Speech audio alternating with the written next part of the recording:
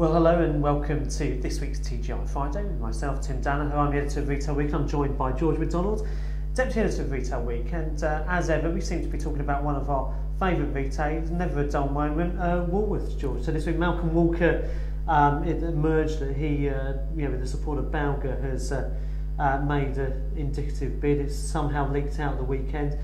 I mean, the bid looked absolutely crazy in terms of what it was asking. Pretty cheeky, but.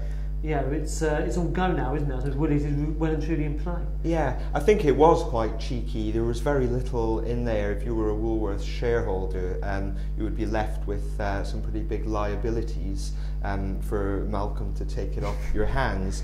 Having said that, though, I'm pretty certain that he's serious. That should be taken as a first shot across the bow, and I think he will come back. Yeah, it's classic Malcolm Walker. It's how he operates, isn't it? It's all those great retail characters. But at the end of the day, you look at what he's done at Iceland. They did fantastically well in the TNS figures this week. Really, it's a bit simplistic, but you could say if you can do in non-food what he's done with Iceland in food since he took control again. Yeah. And that would be a pretty decent recipe for Woolies, wouldn't it? I think so. I mean, I think he's a real old school retailer. He's one of those people who you would say, yeah, they really have got it in the blood. He created Iceland. He loves that business. He did, of course, work at Woolies. He got sacked there for starting Iceland.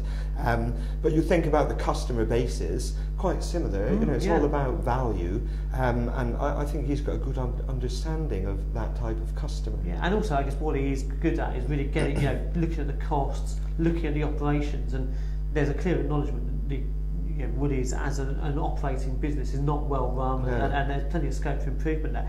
And I guess what it does show is that from a position where people were saying, no one believes Woolies has a future, it clearly does. Just depends, whether it's Steve Johnson running it or Malcolm Walker. We're going to see some pretty big change there, aren't we? Yeah, exactly. And I wonder whether anyone else will be now flushed out. The fact that Malcolm's bid could bring out some other potential buyers. Yeah, and of course we've got this other shareholder, the property tycoon, whose name I'm not even going to try to pronounce. No. I don't know if you want to have a go, but he's got a big stake, but he's going to have a big role to play. We don't really know anything about what his intentions are yet. No, he's sunning himself on the beach at the moment. Nobody's been able to speak to him, so when he gets back, that should become a bit clearer. That is what August is supposed to be for, but as this August is showing, there's never a quiet time in retail these days.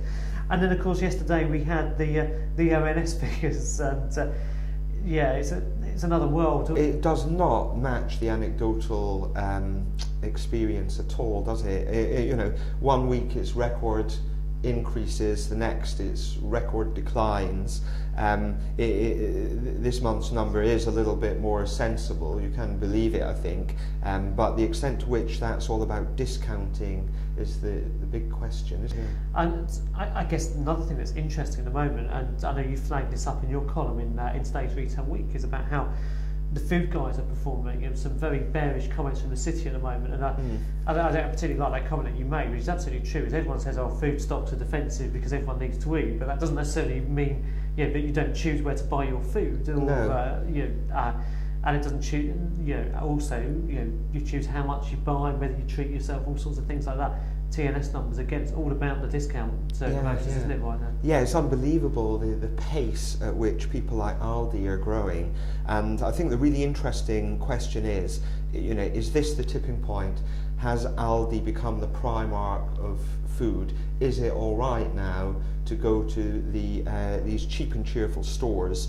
And will people carry on doing it once conditions change? I think that's it. There's a big issue for hard discounters is, can they persuade people that their product is good enough and represents good enough value that people don't go just because they feel they have to go? And they're getting very good at that. Other interesting development I thought is the story we've run on our front page today about this new Aldi Express, Lidl Express, Lidl Express concept, which is opened in North London, because actually if they start going into smaller units in sort of town centres, there's still huge potential for them to acquire the sort of space in locations that the Tesco and Sainsbury's wouldn't really be interested in. Yeah, exactly, and they're great at managing very limited stocks. So convenience, in theory, could be a real goldmine for them. And what do you reckon about the big grocers? Who do you think is most exposed? Asda and Morrison still seem to be growing their market share. Tesco and particularly Sainsbury's seems to be suffering a bit, and everyone seems to be looking in King's direction. Yeah, I think the sheer scale of Tesco makes that less of a worry. Sainsbury's, though, you know, it's got that great reputation for quality, etc., and possibly unfairly, it's got a reputation for being much pricier than the others, and it is looking a bit dangerous for them. Yeah. You know, M&S also was down, and Waitrose has stuttered a bit as well. Yeah, hasn't it, in recent weeks? Yeah. So value credentials are going to be what it's all about in growth, aren't they? And I think, if you fall between two stools like Sainsbury's does, then you've probably got a problem. Yeah, and I think that the other thing is, you know, you speak to people who don't typically shop at Aldi. I've spoken to a few of them, some of my contacts last week, and the last people I would have thought would go there, even for just a scoop buy for a summer party or something. But what people consistently say when they come back is, actually, the stuff is good quality. And so when you're like M&S or Waitrose really focused on quality as your differentiator, you know, when people think, actually, this is very good and I'm not paying similar prices, you've got to start worrying. Absolutely, well, it's a fascinating time, isn't it, George? And certainly, who said August is quiet? It's all go at the moment. So enjoy the long bank holiday weekend. It's a fantastic weather forecast compared to the past few weeks, and we'll be back next week with our next instalment of TGi Friday.